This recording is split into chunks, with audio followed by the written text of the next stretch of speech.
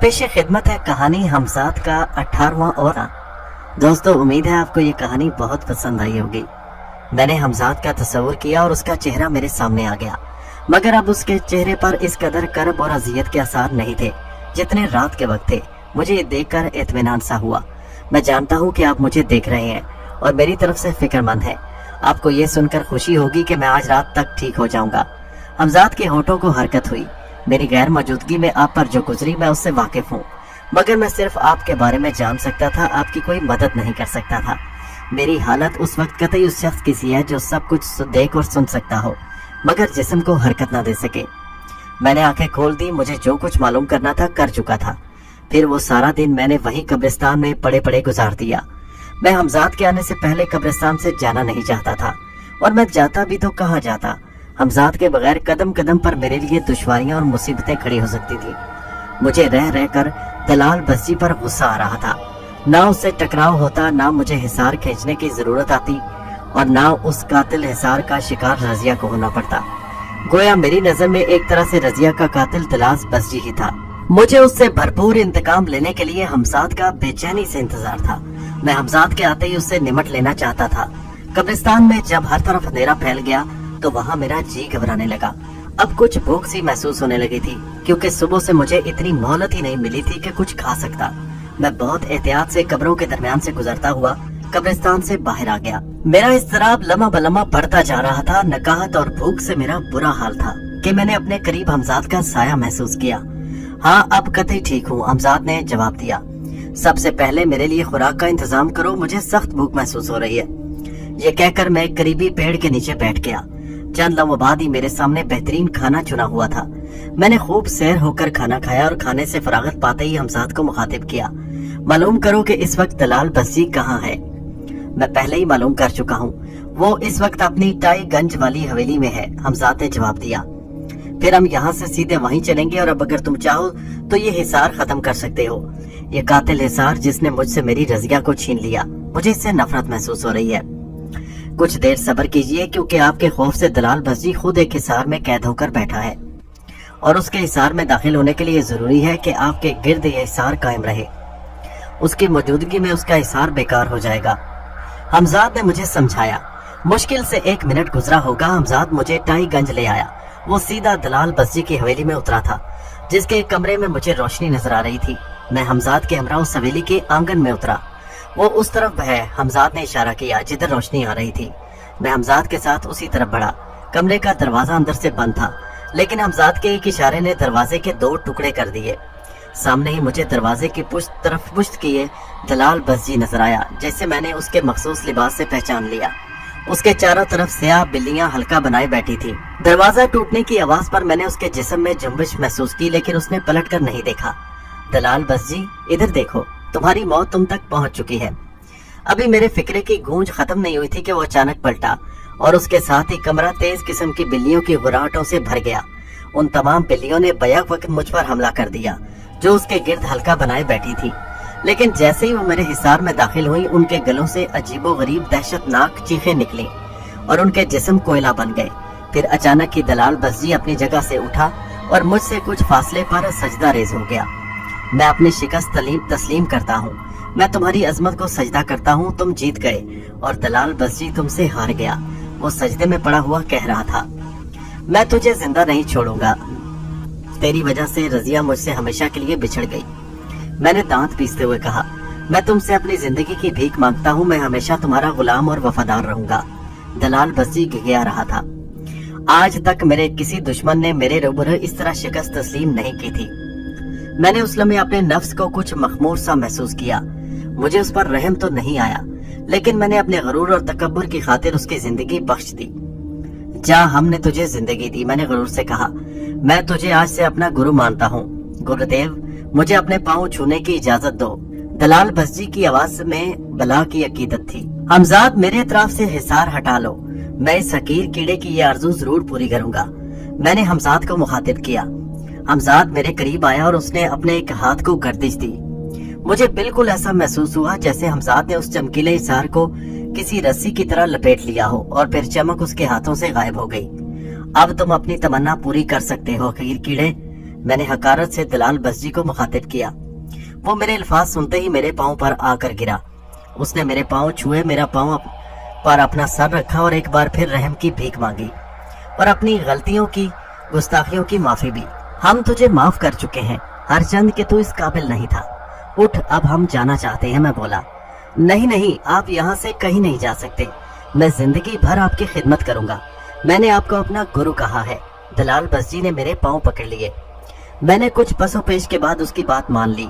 मुझे यूं भी एक ठिकाने की तलाश थी। उसने अपनी हवेली का एक बड़ा हिस्सा मेरे सुपुर्द कर दिया और फिर उस रात के बाद वो हवेली खुशियों और मुसरतों का मरकज बन गई। मेरे लिए हर शब हसीन और रंगीन थी। मैंने अपनी तमाम जिंदगी में जितना ऐश उन दिनों किया, तमाम उम्र रह गया। अब मैं दलाल बस्जी की सोबत में शराब का आदी भी हो चुका था। दलाल बस्जी ही के तवस्सुत से अब मैं कलकत्ता के आला तबके तक रसाई हासिल कर चुका था। वो सबसे मेरा तारुफ यही करवाता था कि मैं उसका गुरु हूँ। लोग उससे ज्यादा मेरी इज्जत करने लगे और अब मैं कलकत्ता की आला सोसाइटी के लिए एक लाजमी जुज़्व बन चुका था। मैं अपने हमजाद के जरिए लोगों की अक्लें गुम कर देता। एक बार फिर मेरा वही दौर लौट आया जो कभी बदायूं में था, जब लोग अकीदत और एहतराम से मेरे हाथ पांव चूमते थे। बड़े बड़े आला हुकाम मेरे अकीदतमंदों में शामिल थे। दिन बड़े सुकून और रातें निहायत ऐश में गुजर रही थी कि एक बार मुझे बरसरे महफिल सख्त शर्मिंदगी का शिकार होना पड़ा। वो आला हुकाम की एक महफिल थी जिसमें अंग्रेज अफसरान भी शरीक थे और कुछ नए मेहमान भी वहाँ मौजूद थे जो दिल्ली से आए थे। उस महफिल में बतौर खास मुझे दावत दी गई ताकि मैं अपनी पुरस्कार कुव्वतों का मुजाहरा करूं। मेहमानों में से किसी ने मुझसे फरमाइश की कि वो इस वक्त लंदन के एक होटल की चाय पीना चाहता है, मगर बर्तन उसी होटल के होने चाहिए जिसका नाम लिया था। ये मेरे लिए एक मामूली बात थी। मैंने हमजाद को तलब किया, मगर खिलाफे मामूल वो काफी देर तक न आया, जबकि मैंने मेहमानों से कहा था कि उनकी ख्वाहिश पूरी होने में 1 मिनट भी नहीं लगेगा और मुझे 5 मिनट गुजर चुके थे। तमाम हाजरीन की नजरें अब मेरी तरफ उठी हुई थी और मेरे चेहरे पर शर्मिंदगी से पसीने के कतरे चमकने लगे। तकरीबन 10 मिनट बाद बार बार तलब करने के बाद हमसाद आया। मैंने उस वक्त उससे कुछ कहना मुनासिब न समझा और फौरन उसे चाय लाने का हुक्म दिया। चाय लाने में भी उसने 15 मिनट से ज्यादा लगा दिए।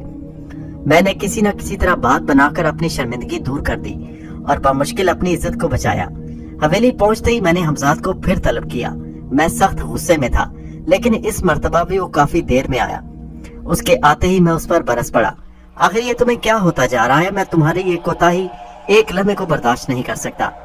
वो कहने लगा, आप जितना चाहे मुझ पर खफा हो ले, आपको हक है, लेकिन एक बात मेरी भी सुन ले। मैंने कहा, मैं एक लफ्ज भी नहीं सुनना चाहता। तुम्हारी कोई बहानेबाजी नहीं चलेगी। दफा हो जाओ, आइंदा मैं तुम्हें कतई माफ नहीं करूंगा। मैंने सख्त गुस्से के आलम में कहा। मेरी बात तो सुन लीजिए, हमजाद बोला। चले जाओ, मैं हलक के बल चीख कर बोला और उसके जाते ही मैं दलाल बस्जी के कमरे की तरफ चल दिया। वो मुझे कमरे में दाखिल होते देखकर एकदम उठ खड़ा हुआ और हस्बे मामूल मेरे पैर छुए। शराब लाओ, मेरी आवाज में एक तलखी थी। क्या हुआ गुरुदेव, कुछ खफा हैं? दलाल बस्जी बड़ी नरमी से पूछा। बकवास मत करो, जो मैं कह रहा हूँ वो करो, मैं चीखा। कुछ देर बाद शराब ने मेरा सारा गुस्सा उतार दिया। मेरे जहन से वो वाकया महव हो चुका था कि एक बार फिर ऐसा ही मौका आया। इस बार हमजाद ने मुझे जलील कराने में कोई कसर न छोड़ी थी। मैं अपने अकीदतमंदों की ख्वाहिश पूरी नहीं कर सका और तकरीबन 1 घंटा हमजाद के आने का इंतजार करने के बाद तबीयत की नासाजी का बहाना करके वहां से उठाया। हवेली पहुंचकर मैं बराबर उसे तलब करता रहा और तकरीबन आधी रात के करीब वो आ सका। गुस्से से मेरा बुरा हाल था। उससे पहले कि मैं कुछ कहता, हमजाद खुद बोल उठा। अगर आपने अब भी मेरी बात ना सुनी तो सख्त पछताएंगे। मेरे और आपके दरमियान जो राब्ता है वो हमेशा के लिए मुनक़ता हो जाएगा। हम दोनों सख्त किस्म के खतरे से दो चार हैं। मैं हमजाद की बात सुनकर खामोश हो गया और अपने गुस्से पर काबू पाने की कोशिश करने लगा। हमजाद ने जो कुछ कहा था उसने मुझे उलझन में डाल दिया था। हमजाद को मुझे किस किस्म का और किस की तरफ से खतरा हो सकता है, मैं सोचने लगा। बताओ किस किस्म का खतरा है? मेरी बरहमी अभी तक बरकरार थी। मैं पूछता हूँ, बताओ हमें किस किस्म का खतरा है और किससे? कोई पुरस्कार कुव्वत मेरे और आपके दरमियान राब्ते को तोड़ना चाहती है। जब आप मुझे बुलाते हैं वो पुरस्कार कुव्वत रास्ते में हायल हो जाती है और मैं बमुश्किल उससे जान छुड़ाकर आप तक पहुंच पाता हूँ। मैं देख रहा हूँ कि वो ताकत दिन ब दिन मजबूत होती जा रही है। हमजाद ने मुझे खतरे से आगाह किया। ये पुरस्कार कुव्वत किसके इशारे पर चल रही है? मैं अब मामले की नोयत समझना चाहता था, इसलिए मेरी आवाज धीमी थी। मैं अब तक इसे मालूम न कर सका कि मुझे उससे निमटकर आप तक पहुंचने की जल्दी होती है। अगर उसका ताक़ुब करने का मौका मिल जाए तो सब कुछ मालूम हो सकता है। हमजाद ने तजवीज पेश की। ये तो सख्त खतरे की बात है। मैं कुछ देर सोचकर बोला, ठीक है तुम जाओ, मैं भी कुछ देर बाद तुम्हें तलब करूंगा। इस बार भी यकीनन वो पुरस्कार कुव्वत तुम्हें रोकेगी। तुम मेरे पास आने के बजाय उसका ताक़ुब करना और हकीकत जानने के बाद फौरन मुझ तक पहुंचोगे। अगर उसका कोई तदारक सोचा जा सके। मैंने ये कहकर हमजाद को रुखसत कर दिया और उसके जाने के बाद उसे फिर तलब किया, मगर वो ना आया। उसका मतलब ये था कि वो पुरस्कार कुव्वत हमजाद के रास्ते में हायल हो चुकी है। सुबह तक मैं कमरे में बेचैनी से टहलता रहा, मगर हमजाद अभी तक लापता था।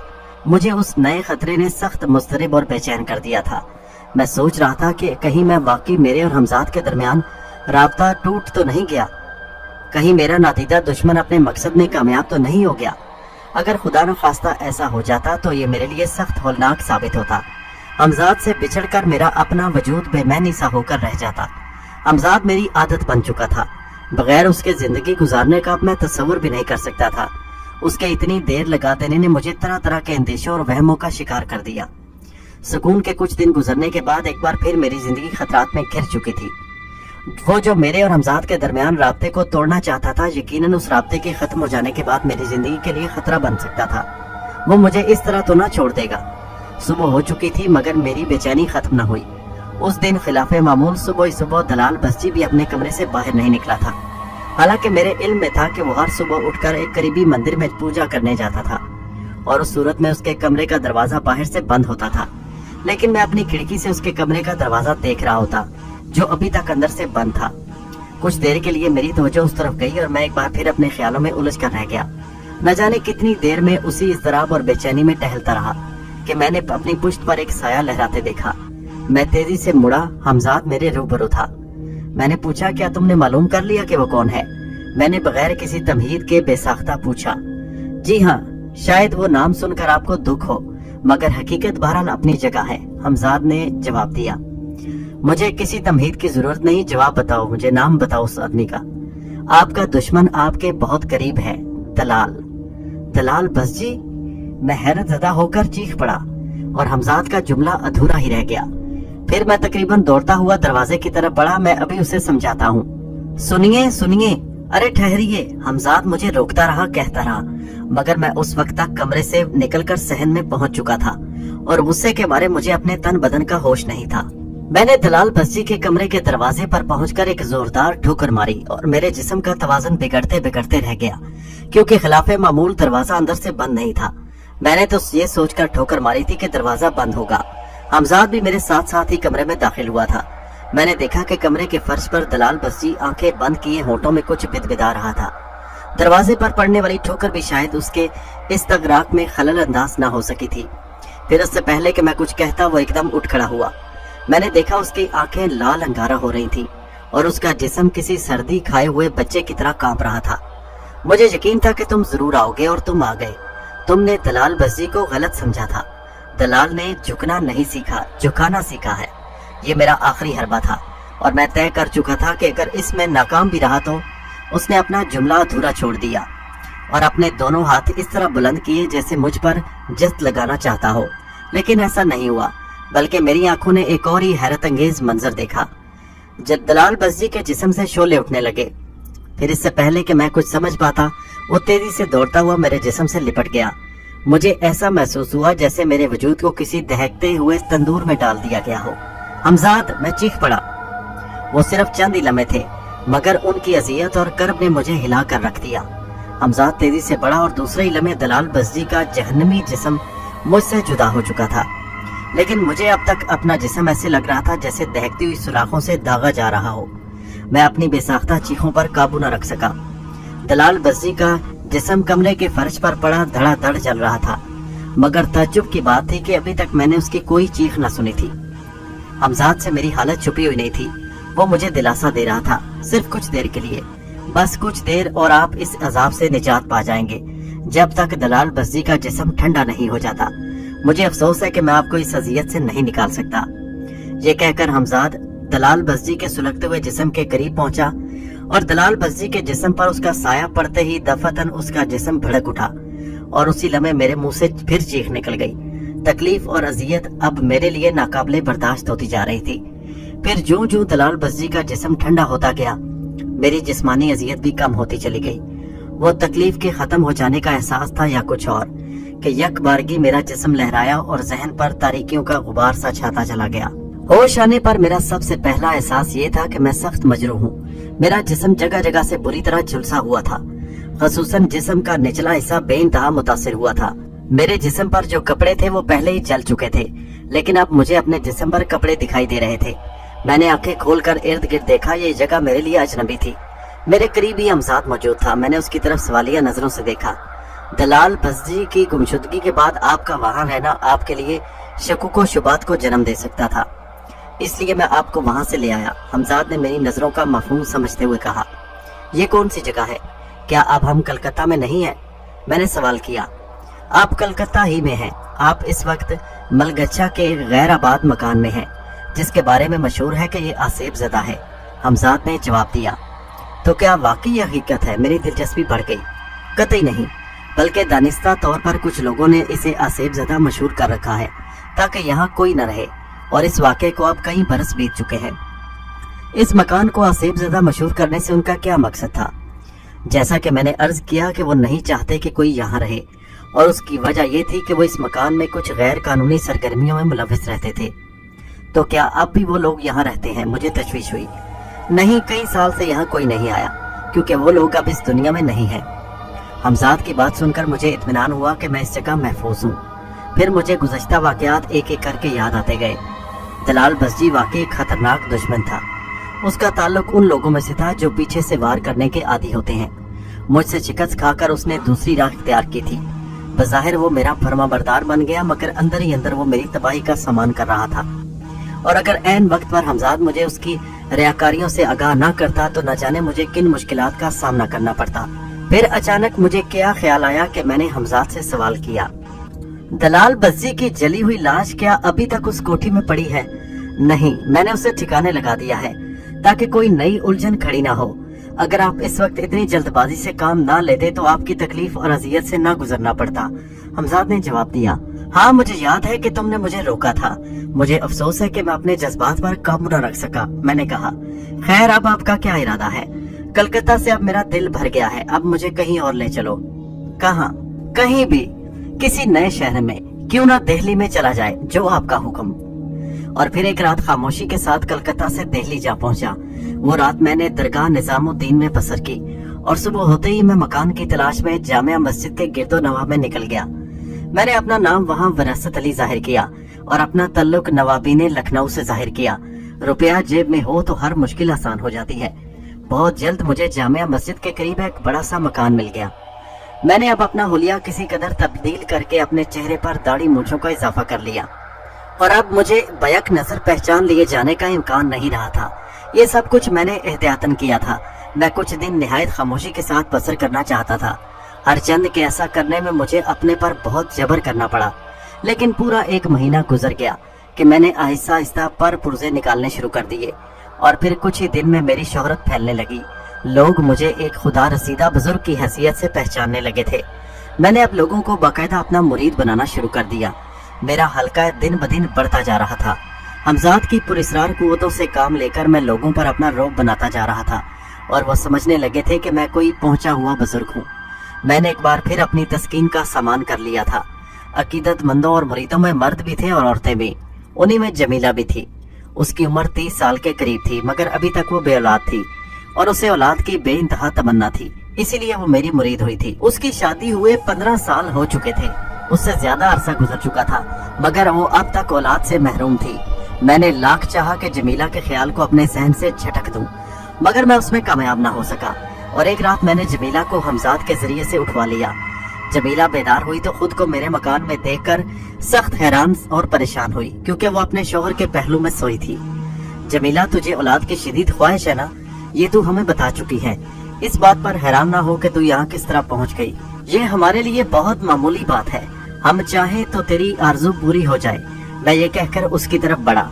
औरत कोई भी हो और कैसी भी हो, मर्द के उन तेवरों को अच्छी तरह पहचानती है। जमीला बिस्तर पर ठिठक कर रह गई। नहीं नहीं, मैं इसके लिए कोई गुनाह नहीं कर सकती, वो मेरा इरादा भांप कर सहमी हुई आवाज में बोली। नहीं, ये हरगिज नहीं हो सकता, मैं आपको ऐसा नहीं समझती थी, उसने घबरा कर कहा। लेकिन उसकी मिन्नत समाजत ने मेरे ऊपर कोई असर न किया। मुझ पर तो शैतान सवार हो चुका था। उसके बाद मैंने जमीला को हमजाद के जरिए उसके घर पहुंचा दिया। मैं नए नए शिकार करता रहा और दिन हफ्तों, हफ्ते महीनों और महीने सालों में तब्दील होते गए। दिल्ली मेरे लिए एक महफूज पनाहगाह साबित हुआ। यहाँ मैंने अपनी जिंदगी का एक बड़ा हिस्सा बगैर किसी खौफ व खतर और परेशानी के गुजार दिया। और फिर सालों गुजर जाने के बाद एक दिन मेरी नजर एक सजीले से नौजवान पर पड़ी। उसकी उम्र मुश्किल से 16-17 साल होगी। न जाने क्यों मेरे दिल के किसी गोशे से एक आवाज आई कि अब खुद मेरा बेटा भी इसी उम्र का होगा जो रजिया के बतन से पैदा हुआ था। यूं तो मेरे नुतफ से न जाने कितने बच्चे पैदा हुए थे, लेकिन रजिया के बतन से पैदा होने वाले इस बच्चे से मुझे कुदरती तौर पर मोहब्बत थी, जैसे वो मेरी जायज औलाद हो, जैसे वही सिर्फ मेरा बेटा हो। रजिया के इंतकाल को तकरीबन 14-15 साल गुजर चुके थे, मगर अभी तक उसकी जुदाई का जख्म मेरे सीने में ताज़ा था। रजिया के इंतकाल के वक्त मेरे बच्चे की उम्र मेरे अंदाजे के मुताबिक 2 साल थी। उस हिसाब से वो भरपूर जवान होना चाहिए था। वो पूरा दिन सख्त अजाब में गुजरा और जब रात को सोने के लिए लेटा तो भी उसके ख्यालों को अपने जहन से झटकने में कामयाब न हुआ। वो जिसका नाम तक से मैं नाआशना था और जिसका नाम जानने की मैंने कभी कोशिश न की थी, उस रात उसके बारे में मुझे जानने की ख्वाहिश पैदा हुई कि वो किस हाल में है। मैंने हमजाद को तलब कर लिया। मैंने पूछा, तुम रजिया को तो नहीं भूले होगे? मैंने हमजाद को देखते हुए मैंने खेज लहजे में पूछा, ये आज अचानक आपको रजिया क्यों याद आ गई? अच्छा समझा, हमजाद मेरी आंखों में देखकर मैंने खेज अंदाज में सर हिलाने लगा। क्या समझे? मैंने पूछा। आप सखावत के बारे में जानने के लिए बेचैन हैं, हमजाद ने कहा। कौन सखावत? मैंने उलझ कर कहा। उसका नाम सखावत है, वो जो रजिया के बतन से पैदा हुआ है, उसी का जिक्र है ना? हाँ वही। तो मेरे बेटे का नाम सखावत है, मैंने खुश होकर कहा। जी हाँ, मैं सुबह आपको उसके बारे में सब कुछ बता दूंगा। फिलहाल आप आराम करें। सुबह होते ही मुझे सखावत के बारे में हमजाद से जो कुछ मालूम हुआ, उसने मेरे जहन को कई उलझनों में गिरफ्तार कर दिया। हमजाद ने सखावत के बारे में पहली बात तो ये बताई कि वो निहायत गुर्बत की जिंदगी बसर कर रहा है। दूसरी बात यह कि उसे अपनी माँ और नामालूम बाप से सख्त नफरत है, जिन्होंने उसकी जिंदगी में जहर घोल दिया और उसे माशरे में कोई इज्जत न मिल सकी। सब उसे एक हरामी बच्चे की हैसियत से जानते हैं।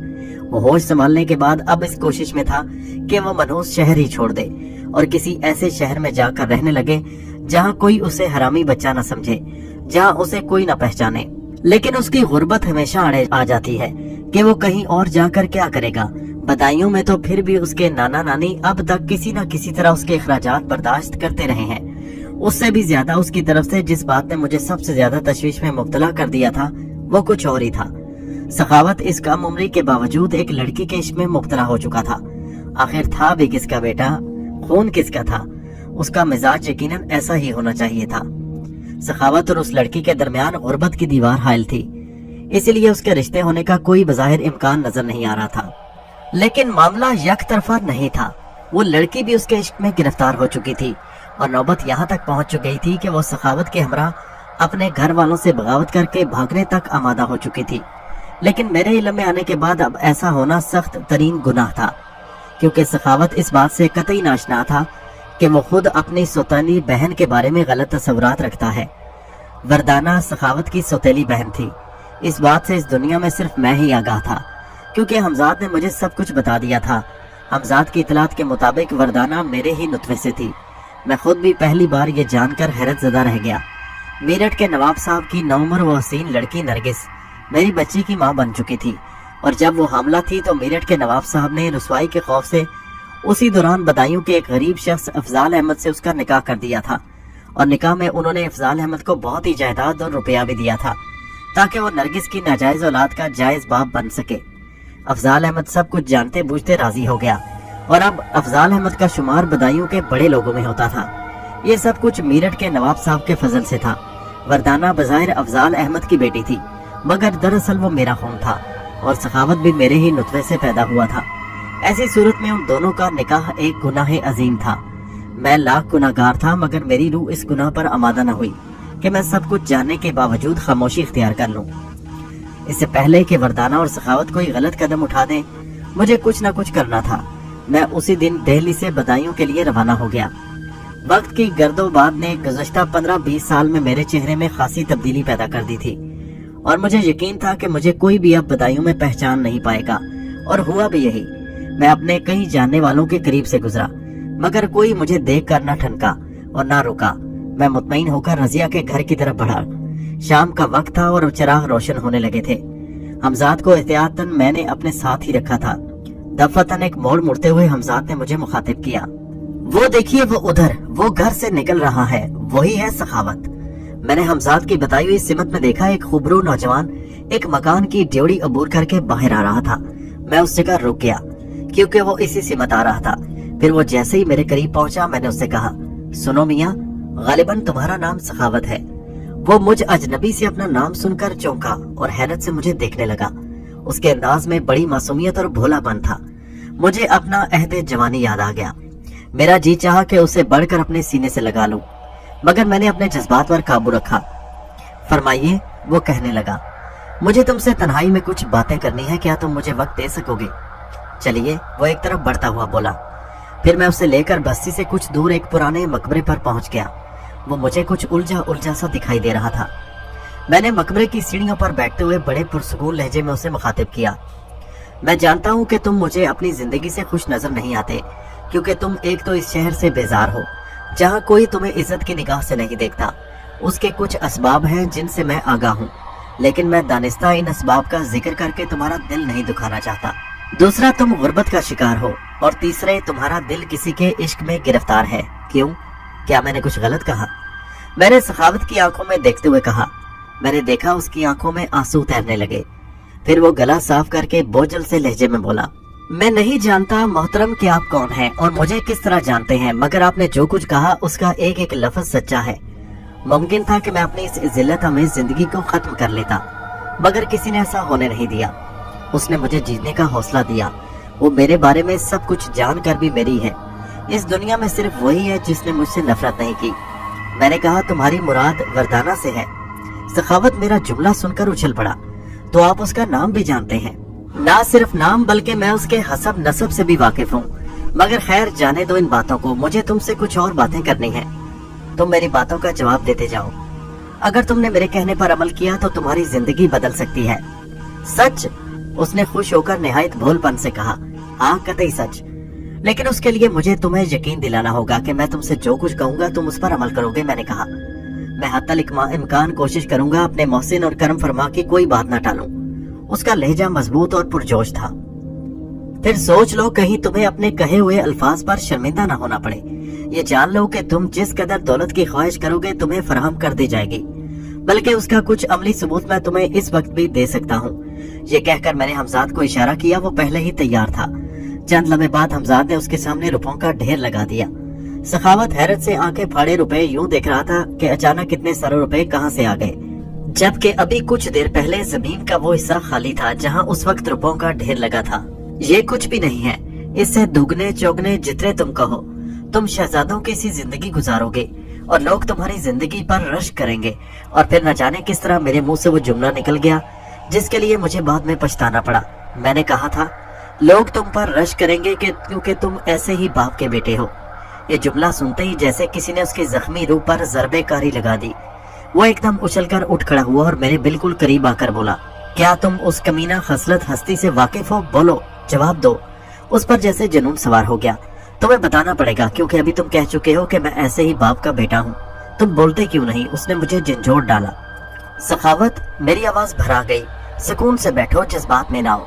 मगर मेरे जुमलों का उस पर कोई असर ना हुआ और वो बराबर एक ही रट लगाए रहा। मुझे उसका नाम बता दो जिसने रोजे अव्वल ही से महरूमियां और जिल्लतें मेरी तकदीर में लिख दी। बताओ, वो कौन जालिम था, वो कौन सफाक था और बेरहम था? मैं उसका नाम जानने के लिए बेचैन हूँ। मैं उसका खून पीने के लिए मुस्तरिफ हूँ। मुझे उससे इंतहाई नफरत है। अचानक इस अजाब से बचने के लिए मेरे जहन में एक तरकीब आई और मैं भराई हुई आवाज में बोला, बेटे, वो अब इस दुनिया में नहीं, मगर मरने से पहले उसने मुझसे सब कुछ बता दिया था और आज मैं इसीलिए तुम्हारे पास आया हूँ। अच्छा, और? तो वो मर गया। मर गया? मर गया वो पागलों की तरह बुड़बुड़ाया और फिर न जाने क्यों उसकी आंखों से आंसू बहने लगे। वो बाप जिससे उसे सख्त नफरत थी, उसकी मौत की खबर ने उसे रंजीदा और उदास कर दिया था। कुछ देर बाद उसका जी संभला तो मैंने दोबारा कहना शुरू किया। अपने मरने से पहले उसने अपने सारे राज मेरे सीने में मुंतकिल कर दिए थे और मुझ पर कुछ जिम्मेदारियां भी आयद कर दी थी। मैं उन्हीं जिम्मेदारियों को पूरा करने यहाँ आया हूँ। मैंने अपने दिल पर पत्थर रखकर बमुश्किल कहा। अजीब सूरत हाल थी कि मैं अपनी औलाद को खुद ये नहीं बता सकता था कि मैं उसका बाप हूँ। मुझे उसने तुम्हारे बारे में बताया तो मैंने अपने तौर पर तुम्हारे बारे में तमाम मालूमात हासिल कर ली, और जब मैंने उसे ये मालूमात हासिल करके बताया कि उसका बेटा उस तरह एक लड़की के इश्क में गिरफ्तार है तो उसे सख्ता सा हो गया। फिर उसने मुझे जो कुछ बताया वो बड़ा होलनाक था। उसके दूसरे ही दिन वो इंतकाल कर गया और मैं फौरन यहाँ चला आया ताकि अपनी जिम्मेदारियां पूरी कर सकूं। मैं ये कहकर उसके बोलने का मुंतज़िर रहा, मगर जब वो खामोश रहा तो मैंने उससे फिर सवाल किया, क्या तुम एक बेहतर और खुशहाल जिंदगी गुजारने के ख्वाहिशमंद हो? क्या तुम ये शहर छोड़ना चाहते हो? अगर ऐसा है तो उसके लिए तुम्हें सिर्फ एक कुर्बानी देना होगी। कुर्बानी? कैसी कुर्बानी? मैं आपका मतलब नहीं समझा। वो काफी देर बाद बोला, तुम्हें उसके लिए वरदाना को छोड़ना होगा। आखिरकार मैं असली बात पर आ ही गया। नहीं, ये हरगिज नहीं हो सकता। वो बेहद जज्बाती लहजे में बोला, मुझे आपकी दौलत नहीं चाहिए। मुझे खुशहाल जिंदगी से बढ़कर अपनी यही जिंदगी पसंद है। मैं जिल्लत भरी जिंदगी गुजार सकता हूँ, मैं फाके कर सकता हूँ, हर दुख झेल सकता हूँ, मगर वरदाना से बेवफाई नहीं कर सकता, उसका दिल नहीं तोड़ सकता। ये कहकर वो एकदम उठ खड़ा हुआ। सुनो साहबजादे, जज्बाती न बनो। मैं जो कुछ जानता हूँ अगर मैं तुम्हें बता दूं तो शायद तुम वो तलख हकीकत बर्दाश्त न कर सको। इसलिए बेहतर यही है कि बगैर कुछ जाने मुझ पर भरोसा करके जो मैं कह रहा हूँ वो करो। इसी में तुम्हारी बेहतरी है। आप अगर कहते हैं कि मैं जिंदगी पर मौत को तरजीह दे दूं तो मुमकिन है, मैं मान लेता, मगर मुझे अफसोस है कि मैं आपकी हर बात नहीं मान सकता। तो फिर वो तलख हकीकत सुनने के लिए तैयार हो जाओ। मैं तुमसे छुपाना चाहता था जो मैं तुमसे छुपाना चाहता था। तुम्हारे मरहूम बाप के कहने के मुताबिक तुम्हारी और वरदाना की रगों में एक ही खून दौड़ रहा है, और वरदाना तुम्हारी सौतेली बहन है। मेरी बात सुनकर वो चीख पड़ा। सखावत? नहीं, सखावत चीख पड़ा, ये झूठ है, ऐसा हरगिज नहीं हो सकता। ऐसा ही है बरखुरदार, वरना मुझे कोई फायदा नहीं था कि दो दिलों के दरमियान ये दीवार बनता। ये एक तलख हकीकत है, और अगर तुम्हें मेरी बात पर यकीन नहीं तो अपने ही खानदान के बूढ़ों से पूछ लो कि अफजाल अहमद के यहाँ चौथे महीने में वरदाना कैसे पैदा हो गई। उस वक्त इस बात पर बहुत शोर हुआ था, मगर मेरठ के नवाब साहब की इमारत आड़े आ गई थी। उनकी दौलत, अफजाल अहमद के पास दौलत आते ही लोगों के मुंह बंद हो गए और रफ्ता रफ्ता लोगों ने इस वाकये को भुला दिया। सखावत मेरी बातें सुनकर बहुत देर गुमसुम बैठा रहा, फिर न जाने क्यों उसके रुखसारों पर आंसू बहने लगे। मैं तुम्हें एक बड़े गुनाह से बचाने आया था बरखुरदार बेटे। ये तुम्हारे बाप की आखिरी ख्वाहिश थी कि मैं ऐसा ना होने दूं, और किसी भी तरह तुम्हें इस बात पर तैयार कर लूं कि तुम वरदाना का ख्याल अपने दिल से निकाल दो। मैंने उसे तसल्ली देते हुए कहा, क्या आप वाकई सच कह रहे हैं? जो कुछ आपने कहा सब सच है? उसने भीगी हुई आंखों से मेरी तरफ देखकर भराई हुई आवाज में कहा, हाँ मेरे बेटे। ये कहकर मैंने उसे सीने से लगा लिया और मैंने एक अजीब सी कैफियत महसूस की। अब मेरे रुखसारों पर भी आंसू बह रहे थे। जिंदगी में पहली बार मेरी ये ख्वाहिश पूरी हुई थी कि मैं अपने बेटे को अपने सीने से लगा सकूं। तो फिर वही होगा जो आप चाहते हैं, उसने मुस्तहकम लहजे में कहा। मैं उसे भुलाने की कोशिश करूंगा, और उसकी एक सूरत सिर्फ ये है कि तुम बताइयो छोड़ दो। मैं बोला, मगर मैं जाऊंगा कहाँ? उसने खोए खोए लहजे में कहा, तुम चाहो तो मेरे साथ भी चल सकते हो। मैं दिल्ली में रहता हूँ, या अगर तुम मेरे साथ रहना पसंद ना करो तो किसी दूसरे शहर में जाकर असरे नौ अपनी ख्वाहिश के मुताबिक जिंदगी बसर कर सकते हो। सखावत मेरे हमरा चलने पर तो आमादा ना हुआ, मगर उसने बदायूं छोड़ने का वादा कर लिया, और मैंने भी उस वक्त तक बदायूं नहीं छोड़ा जब तक वो वहां से रवाना नहीं हो गया। उसने बम्बई जाने का फैसला कर लिया था। मेरी बेइंतहा जिद पर और ये कहने पर कि ये रुपया उसी के मरहूम बाप ने उसके लिए छोड़ा है, वो बमुश्किल इस बात पर तैयार हुआ। वो रुपए ले लिए जो मैंने उसे दिए थे। वो इतनी बड़ी रकम थी कि वो अपनी पूरी जिंदगी निहायत सुकून और इत्मीनान से गुजार सकता था। मैं जब बदायूं से लौटकर दिल्ली पहुंचा तो मेरी रूह का एक बोझ हल्का हो चुका था। मैंने एक बड़े गुनाह को सरजद होने से रोक दिया था। दिल्ली के शबो रोज ने मुझे फिर अपना लिया। वक्त तेजी से दबे पांव गुजर रहा था। मुझे वक्त गुजरने का एहसास ही न हुआ। साल पर साल गुजरते रहे। मैं लज्जतों में खोया रहा और चूंका उस वक्त जब मुझे मालूम हुआ कि सखावत मेरा बेटा सखावत मर गया, तिबी मौत, वो 60 साल की उम्र पाकर मर गया। उसकी मौत की खबर सुनकर मेरी पलकें बोझल हो गईं। मैं उदास हो गया, और इससे पहले मैंने और लोगों के मरने की खबरें भी सुनी थी, मगर मेरे दिल पर इस कदर असर न हुआ। हमजाद ने मुझे बताया कि मेरठ के नवाब साहब मर गए, और मैंने कहा था खस कम जहां पाक। फिर हमजाद से मालूम हुआ कि रजिया के माँ बाप भी गुजर गए, उसका भी मेरे दिल पर असर न हुआ। फिर नरगिस के इंतकाल की खबर सुनकर भी मेरा पत्थर दिल मोम न हुआ। फिर उसके बाद वरदाना अयाम जचकी में चल बसी थी। मगर सखावत की मौत ने मेरे दिल को शदीद सदमा पहुंचाया था। अब मेरी उम्र 97 साल हो चुकी थी और जिस्म भी बूढ़ा हो चला था। अब इस जिस्म में वो बात नहीं रही थी जो कभी थी। अब मुझे सेहत की बका के लिए तरह तरह की अद्वियात का इस्तेमाल और सहारा लेना पड़ता था। मेरी हालत हमजाद से भी पोशीदा नहीं थी। एक दिन उसने मुझे मशवरा दिया कि मैं ये जिस्म तब्दील कर दूं, मगर मैं कत्ल के तजर्बे से गुजरने पर आमादा नहीं हुआ था। लेकिन अब अद्वियात भी रफ्ता रफ्ता बेअसर होती जा रही थी और अब मैं संजीदगी से ये सोचने लगा था कि वाकई मुझे हमजाद के मशवरे पर अमल कर ही लेना चाहिए। जिंदगी की ये बेकैफी मुझे बहरहाल गवारा नहीं थी। फिर उन्हीं दिनों जब मैं ये कसद कर चुका था कि इस बूढ़े जिस्म से अपनी जान छुड़ा लूंगा, एक रात मेरी रूह कांप उठी। मेरी आंखों ने एक तवील अरसे बाद ऐसा ही मंजर देखा कि मुझे लर्ज जाना चाहिए था। मैं सोने के लिए बिस्तर पर दराज हुआ ही था कि अचानक मेरे कमरे में रोशनी का एक झमाका हुआ और उसके साथ ही मेरी समात ने तेज किस्म की सरसराहटें और फुनकारें सुनी। मुझे अपना जिस्म ऐंठता हुआ महसूस हुआ। चंद लम्हे बाद झमाका हुआ एक रोशन ह्योले में तब्दील हुआ और फिर उस ह्योले के खदो खाल वाजे हुए तो मैं चीख पड़ा। मापारा की रूह मेरे सामने थी। अपनी तमाम तर हशर सामानियों के साथ वो मुझे घूर रही थी। फिर उसके होंठ उले। तुमने मुझे भुला दिया, अपने एक ऐसे दुश्मन को जिसकी शराफत नफ्स ने तुम्हें साला साल कुछ ना कहने पर मजबूर रखा। तुमने अपनी जिंदगी का एक तवील अरसा भरपूर ऐश में गुजारा और मैं देखती रही, मगर अब तुम एक जिस्म तब्दील करने वाले हो। मैं तुम पर एक आखिरी वार करने आई हूँ, एक आखिरी वार जिसे तुम मरते दम तक न भुला सकोगे। मेरी ख्वाहिश है कि तुम मुझे आखिरी दम तक याद रखो और मैं तुम्हें इस पर मजबूर कर सकती हूँ। तुम पर इस आखिरी वार के बाद मैं तुम्हारी दुनिया से हमेशा के लिए चली जाऊंगी। मेरा इंतकाम पूरा हो जाएगा और फिर मैं कभी नहीं आऊंगी। मैं वार करने से पहले तुम्हें खबरदार कर रही हूँ। तुम मेरा वार तो क्या रोक सकोगे, बल्कि तुम इससे पहले ये भी जान सकोगे कि मैं तुम पर किस किस्म का वार करूंगी। मुझे सिर्फ इंतजार इस बात का है जब तुम कोई नया जिस्म अपना लो। उसके बाद तुम्हें सिर्फ ये बताने आऊंगी कि आखिरी बार मैंने तुम पर क्या वार किया है। मेरे जवाब का इंतजार किए बगैर उन जुमलों के खत्म होते ही वो चमकीला सा गुबार बुझ गया और मेरे जिस्म की ईंटें भी कम हो गईं, जैसे रस्सियों के बल खुले हों। मैं समझ गया कि मेरे जिस्म पर सांप लिपटे हुए थे, जिसका एक बार मुझे पहले भी तजुर्बा हो चुका था। इस अचानक और नई अफ्तार ने मुझे सख्त परेशान कर दिया। मैं वाकई मापारा की रूह को तो भूल ही गया था। आखिर वो मुझ पर क्या नया वार करेगी। मैं देर तक यही सोचता रहा और उस रात में एक लम्हे को भी न सो सका। आज मेरी जिंदगी का आखिरी दिन है शमीम नवीद, आखिरी दिन। उस दिन के बाद कोई दिन ऐसा नहीं आएगा जो आप शेख करामत को जिंदा देख सके। जब आज के दिन की धूप ढल जाएगी तो शेख करामत की जिंदगी का सूरज भी हमेशा हमेशा के लिए गरूब हो जाएगा। जरा वार्ड से बाहर निकल कर देखो कि धूप अभी कितनी बाकी है। मगर नहीं, ठहरो, अब इससे फायदा भी क्या। धूप को बहरहाल ढलना है, ना इसे तुम रोक सकते हो ना मैं। तो फिर हम इस दुख में मुब्तला क्यों हो कि मौत के साए तेजी से बढ़ रहे हैं। तुम यकीनन ये सोचकर बहुत हैरान होगे कि मुझे अपने मरने का इतना यकीन क्यों है। मैं ये किस तरह जानता हूँ कि मेरी 130 साल जिंदगी का ये आखिरी दिन है। मैंने तुम्हारे चेहरे पर ही सवाल पढ़ लिया है।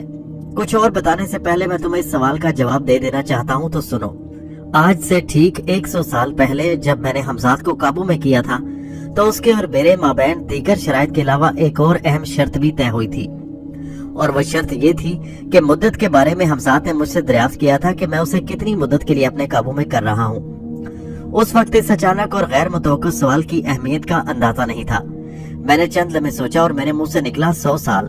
मैंने इन चंद लम्हों में सोचा कि अगर मैं ज्यादा से ज्यादा भी जिंदा रहा तो ये मुद्दत मेरे लिए काफी रहेगी। मगर काश मुझे खबर होती कि इस अरसा गाह हयात में 100 साल कोई मायने नहीं रखते। काश मैं जानता कि इस सवाल का जवाब देकर मैं अपनी जिंदगी की हद मुकर्रर कर रहा हूँ। काश मेरे इल्म में ही होता कि मैं इतनी मुद्दत जरूर जिंदा रहूंगा जितने अरसे के लिए हमजाद मेरे काबू में रहेगा, जैसा कि मुझे बाद के तजुर्बात से मालूम हुआ। काश मैं बाखबर होता कि 100 साल पलक झपकते बीत जाएंगे। मगर नहीं, अगर मैं 1000 साल में जिंदा रहता तो शायद मेरे जज्बात और एहसासात ऐसे ही होते। जिंदगी की ख्वाहिश इंसान से कभी मुंह नहीं मोड़ती। सो अब मैं भी जीने की ख्वाहिश में मर रहा हूँ। मैंने गुज़श्ता 2 दिनों में तुम्हें अपनी सरगुज़श्त बहुत तेजी के साथ सुनाई है, मगर इसके बावजूद मैंने तुम्हें बहुत से अहम वाकयात नहीं बताए और वो गालिबन वाकयात उसी दिन के लिए बाकी रह गए थे। मैंने बहुत इख्तिसार के साथ तुम्हें अपने बारे में सब कुछ बताया है और आज मैं तुम्हें जो कुछ बताने वाला हूँ ये मेरी जिंदगी के आखिरी सालों की कहानी है। मैंने तुम्हें बताया कि मेरा जिस्म बूढ़ा हो चुका था। उन्हीं दिनों महापारा की रूह ने मुझे ज़हनी तौर पर परेशान कर दिया था। उसका अनदेखा इंतकाम क्या होगा। आखिरी इंतकाम में ये सोच सोच कर काम जाता। मेरी आंखों ने अपनी तवील जिंदगी में वो मंजर देखे कि बहुत कम आंखों ने देखे होंगे। मैं ऐसे अनोखे, अजीब और पुरस्कार हालात से गुजरा हूँ कि शायद कोई ना गुजरा हो। इस बात का अंदाजा गालिबन तुम्हें मेरी सरगुज़श्त सुनकर हो चुका होगा।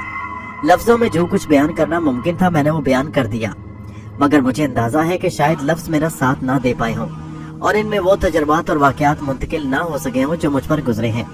मेरे इन्हीं तजर्बात और मुशाहिदात ने मुझे दूसरे आम आदमियों की निस्बत एक गैर मामूली हिम्मत अता की थी। एक ऐसी हिम्मत कि मैं बड़े बड़े खतरे के रूबरू होकर भी कभी जी न छोड़ता। और गालिबन यही वजह थी कि मापारा के मुतवक्को इंतकाम के बारे में काफी सोच विचार के बाद मैंने उसे जहन से झटक देना चाहा। मैंने इस सिलसिले में हमजाद से रुजू किया और यह मालूम करने की कोशिश की कि मापारा का इंतकाम क्या होगा, मगर हमजाद अपनी तमाम कुव्वतों पुरस्कार ताकतों को बरूए कार लाकर भी ये न मालूम कर सका कि मापारा मुझसे आखिरी इंतकाम लेने वाली है वो क्या है। मुझे उम्मीद यही थी कि ऐसा ही होगा, क्योंकि इससे पहले भी मापारा के सिलसिले में हमजाद हमेशा नाकाम ही साबित हुआ था। हमजाद की नाकामी के बाद तो मैंने खुद को हालात के सुपुर्द कर दिया और सोचा कि अब जो भी होगा सो तकदीर। जिस नादीदा हमले को किसी सूरत रोका ही नहीं जा सकता, उसके बारे में ज्यादा सोच विचार ला हासिल थी। इसी ज़हनी कश्मकश से निकलकर एक बार फिर तब्दीली जिस्म के लिए बेचैन हो गया। दिल्ली की एक मोअज़्ज़िज़ हस्ती खान साहब अज़मतुल्लाह मेरे मोतक़िदीन में शामिल थे। उन्हीं के साथ उनका पूरा खानदान मेरा मुरीद था। इनायतुल्लाह उनका लड़का था। इनायत की जिस्मानी सेहत काबिल रश्क थी और चेहरे मोहरे में भी उसका जवाब नहीं था। जवानी जैसे उस पर टूट कर पड़ी थी। चौड़े चकला सीना, उबरे उबरे बाजू और मजबूत हाथ पैर। उसकी उम्र शक्ल से 16-17 साल के दरमियान थी। उसके ऊपरी होंठ पर हल्के हल्के रोए का आगाज हुआ था। इनायत भी मेरे दूसरे मुरीदों की तरह मुझसे इंतहाई अकीदत रखता था। उसकी सेहत और जवानी यकीनन काबिल रश्क थी। यही वजह थी कि जब मैंने तब्दीली जिस्म के बारे में सोचा तो इनायत का चेहरा मेरी आंखों में घूम गया। उसका नोखेज जिस्म मेरी नाआसूदा ख्वाहिशों की तस्कीन के लिए बेहतरीन साबित हो सकता था। अब मेरे सामने मसला अपनी 40 दिन की गैर हाजिरी का था, क्योंकि कोई दिन ऐसा नहीं गुजरता था जब मेरी महफिल गर्म न होती। शाम होते ही मेरे मकान पर अकीदतमंदों का हजूम लगने लगता, क्योंकि लोगों से मिलने का वक्त मैंने ही मुकर्रर किया था। दिल्ली के अलावा दूर दराज इलाकों से भी लोग आकर मेरे हल्का इरादत में शामिल होते। मैंने इस बात पर काफी गौर गौस के बाद एक शाम बरसरे महफिल कहा, अब हमारा जिस्म मुजाहिदों और रियाजतों के सबब खासा ज़ईफ हो गया है। अब इसके लिए नई कुव्वत तवानाई की जरूरत है। हम 40 दिन के लिए दिल्ली से रुखसत हो रहे हैं और जब हम लौटेंगे तो तुम लोग हमारी कमर झुकी हुई नहीं पाओगे। मेरी बात सुनकर वहां बैठे हुए लोगों में से किसी को कोई हैरत न हुई। उन्हें मेरी बातों पर यकीन था और भरोसा था। इसी तरह मैंने वहां से अपने 40 दिन की गैर हाजिरी का जवाब पैदा कर लिया था।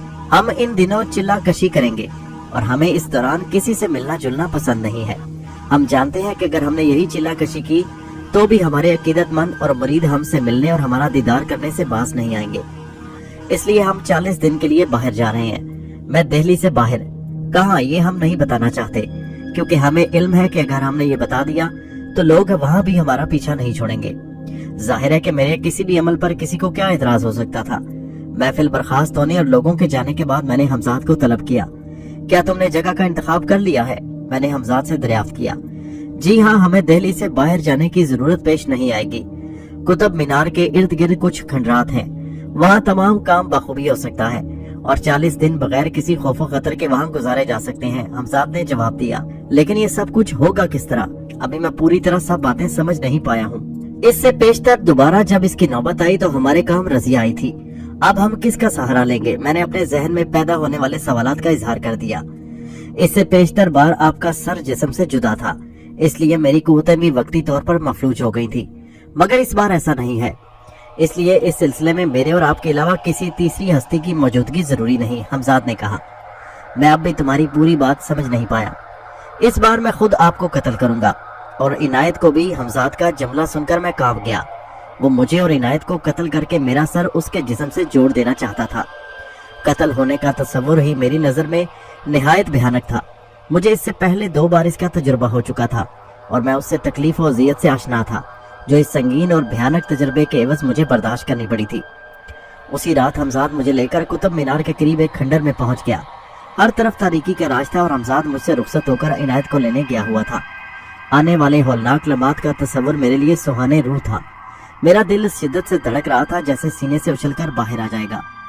लेकिन मैं ज्यादा देर इस कैफियत से दो चार नहीं रहा। हमजाद को लौटने में देर नहीं हुई थी। اس کے ہاتھوں پر عنایت کا بے ہوش جسم تھا جو اس نے بہت آہستگی کے ساتھ پتھریلے فرش پر ڈال دیا۔ اندھیرا ہونے کے سبب اس جسم کے بارے میں صرف اندازہ ہی لگا سکتا تھا کہ وہ عنایت کا جسم ہے، کیونکہ مجھے اس کے چہرے کے خد و خال نظر نہیں آ رہے تھے۔ سیدھے تن کر بیٹھ جائیے، حمزات کی آواز تاریکی کا سینہ چیرتی میری سماعت سے ٹکرائی۔ پھر میں نے اس کے ہاتھ میں کچھ دیکھا، غالباً وہ خنجر تھا۔ پہلے کون قتل ہوگا؟ میرے منہ سے بے ساختہ نکلا۔ میری آواز میں گھبراہٹ اور خوف شامل تھا۔ عنایت اور اس کے بعد آپ، تاکہ آپ کو زیادہ تکلیف برداشت نہ کرنی پڑے۔ حمزات کے ان الفاظ کے ختم ہوتے ہی مجھے ایک گھٹی گھٹی سی آواز سنائی دی، خرخر سے مشابہ آواز، بالکل اسی جیسے کسی بکرے کو ذبح کرتے ہوئے سنائی دیتی ہے۔ میرا جسم اب نمایاں طور پر کانپنے لگا تھا۔ خود قتل ہونے کا یہ میرا پہلا تجربہ تھا۔ سنبھلیے، حمزات میری طرف پلٹا اور میں نے چاہا کہ اسے کچھ دیر رکنے کو کہوں، مگر میرے الفاظ ہونٹوں سے ادا نہ ہو سکے، کیونکہ اس سے پہلے ہی حمزات کا ہاتھ اپنا کام کر چکا تھا۔ مجھے ایسا محسوس ہوا جیسے کوئی دہکتی ہوئی انگیٹھی میری گردن پر اڈیل دی گئی ہو۔ اس کے بعد دوسرے ہی لمحے میرا سر جسم سے جدا ہوا اور عنایت کے تڑپتے ہوئے جسم سے جا لگا۔ گردن کی پچھلی ہڈی پر مجھے ایک بھرپور ضرب کا احساس ہوا اور اس کے بعد میں اپنے حواس برقرار نہ رکھ سکا۔ انتہائی تکلیف و اذیت نے مجھے بے ہوش کر دیا تھا۔ میری طویل زندگی میں وہ 40 دن خود کو محسوس کرائے بغیر نہ گزر سکے۔ وہ تکلیف و اذیت سے بھرپور 40 دن گزرے تو میں نے سکون کا سانس لیا۔ ایک بڑا مرحلہ گزر چکا تھا۔ اب ایک جوان اور صحت مند جسم کا مالک بن چکا تھا، لیکن چہرے پر پڑی ہوئے جھریوں کے جال، اندر دھسی ہوئی آنکھیں اور ابری ہوئی رخساروں کی ہڈیوں کو تبدیل کرنا میرے بس میں نہیں تھا۔ میرا جسم جوان تھا مگر چہرہ بوڑھا۔ میں ایک مرتبہ پھر زندگی کی رنگینیوں میں دوبارہ واپس آ چکا تھا۔ دوستو، یہ کہانی جاری ہے۔ اس کا اگلا 19واں حصہ آخری حصہ ہے، اسے نیکسٹ ویڈیو میں ملاحظہ کیجیے۔